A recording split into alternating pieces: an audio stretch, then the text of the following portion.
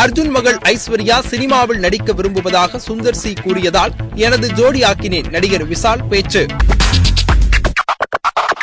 இனி இளம் ஹீரோக்களுடன் தான் நடிப்பேன். முன்னணி நடிகைகளில் ஒருவராக இருக்கும் காஜல் அகர்வால் திடீர் நிபந்தனை. லிங்குசாமி தயாரிப்பில் பூபதி பாண்டியன் இயக்கும் புதிய படத்தில் நடிக்க உள்ளார் சிவகார்த்திகேயன்.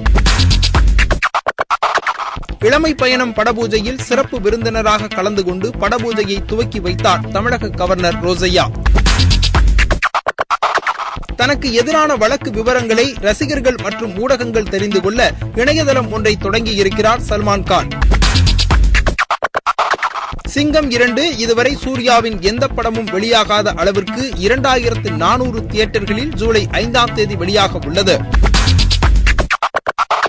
வடிவேலு ஹீரோவாக நடிக்கும் படத்தின் தலைப்பு ஜெகஜால புஜபல தெனாலிராமன் என அதிகாரப்பூர்வமாக அறிவிப்பு. நடிகை ஸ்ரீதேவி நடிப்பில் வெளிவந்த இங்கிலீஷ் பெங்கிலீஷ் திரைப்படம் ஜெர்மன் மொழியில் மொழிமாற்றம் செய்து ஜெர்மனில் வெளியீடு. ஒரு அழகான ஹீரோயின் கூட நான் டூயட் பாடுறது கூட பல ஹீரோக்களுக்கு பொறுக்கல, நடிகர் வடிவேலு வருத்தம்.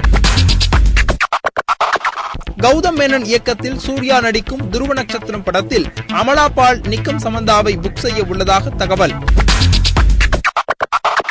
அன்னக்குடி என் திறமையை வெளிச்சம் போட்டு காட்டும் படமாக அமையும் நடிகை கார்த்திகா நம்பிக்கை.